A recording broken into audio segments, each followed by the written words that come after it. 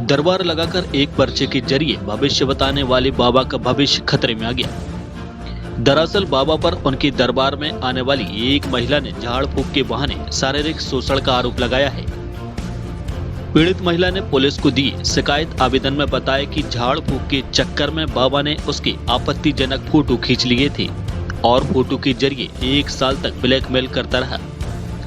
अब इस मामले में दरबार लगाने वाले बाबा ओंकार मिश्रा भी सामने आए हैं और उन्होंने महिला के सभी आरोपों को निराधार बताया और उन्होंने महिला पर षड्यंत्र करने के आरोप लगाए हैं। ओंकार मिश्रा ने पुलिस से इस मामले में निष्पक्ष जांच कर दोषी पर कार्रवाई करने की मांग की और यह भी बताया कि महिला पहले भी 5 लोगों को इसी तरह से षड्यंत्र में उलझाकर जेल भेज चुकी है। ये पथरिया बामन गांव में नाथेश्वर धाम सरकार करके है, नाथेश्वर धाम सरकार। हाँ।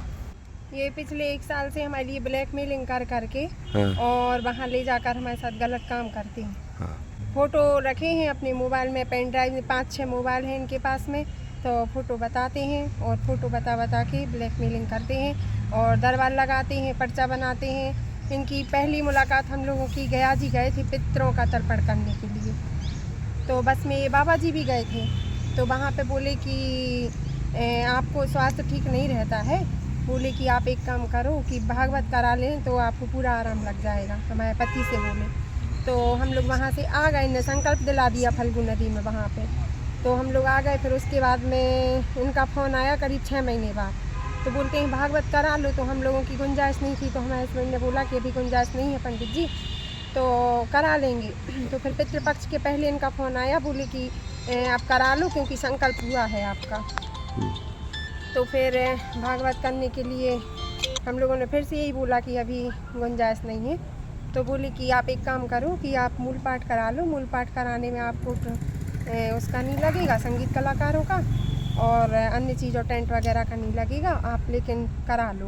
तो ऐसे करके भागवत करी इनने, 8 दिन घर पे रुकी।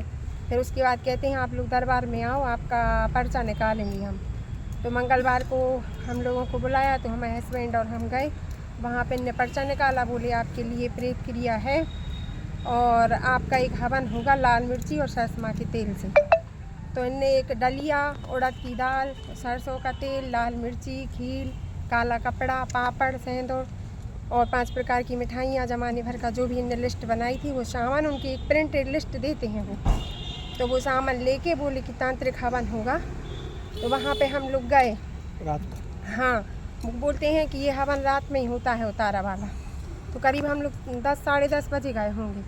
तो फिर वहाँ पे इनने हवन की तैयारी करवाई, हमारे मिस्टर से बोले कि आपको अकउआ के और पीपल के पत्ते गिनना है और एक तेल का दिया बनाओ। तो वहाँ दूर, खूब दूर एक ब्रह्मदेव बब्बा का चौतरा बना है इनके आश्रम पे, तो बोलते हैं कि वहाँ पे जाके यहाँ पे दिया रख के आना, 7 परिक्रमा लगा के आना और जब तक में ये जो मिर्ची से हवन होना है, इस मिर्ची से इनके ऊपर से अभिमंत्रित करनी पड़ेगी सारी की सारी मिर्ची।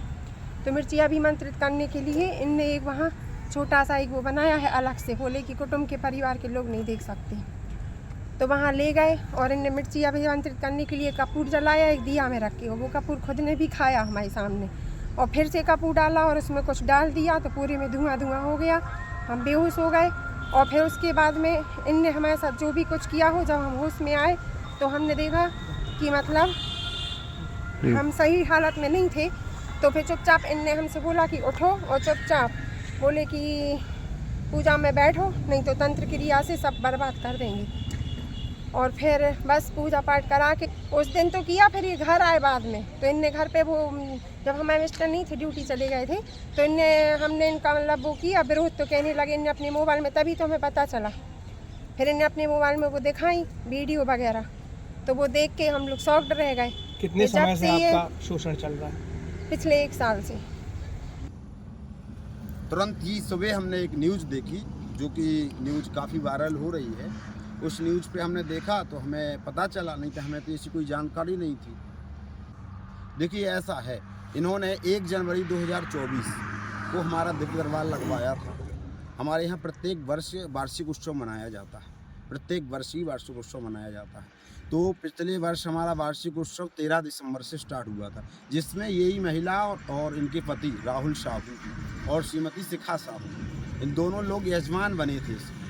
यजमान बने थे, यहाँ पे कुंड लिया था, हमारे आश्रम पे रहकर रुके थे, उत्सव में संयोग किया था, यजमान हैं हमारे और आश्रम से जुड़े हुए लोग हैं। पर दिसंबर में ये यजमान बने, फिर 1 जनवरी 2024 को इन्होंने हमारा दिव्य दरबार लगवाया। उसके बाद दरबार के बाद इनकी एक वार्तालाप होने लगी कि हमने आपका प्रचार किया है।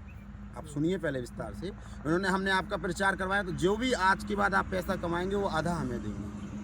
ये किसने कहा आपसे? उन्हीं ने, शिखा साहू ने। साथ नहीं और कोई कुछ कॉल रिकॉर्डिंग? ना कोई वीडियो है, ना कोई अश्लील कॉल रिकॉर्ड है, लेकिन ऐसा ज़रूर है कि कोई भी व्यक्ति अगर आपको कोई धमकी दे करके कॉल, आपका नंबर ब्लॉक कर देगा तो आप ब्लॉक कॉल करेंगे उसको। तो ब्लॉक कॉल हमने किए हैं, नहीं हमने नहीं कोई किसी को कपूर खिलाया है। ये ज़रूर है जब उतारा करते हैं, कोई प्रेत बाधा से ग्रसित होता है, उसके उतारा के हेतु कहीं और दूसरे के ऊपर पैर ना पड़ जाए। अगर नीचे कपूर फेंकेंगे तो पैर पड़ जाता है, किसी और के ऊपर कुछ दिक्कत परेशानी ना बन जाए तो उसको हम ग्रहण कर लेते हैं। बट हमने उनके साथ ऐसा कुछ भी नहीं किया, एक भी कोई वीडियो फोटो नहीं।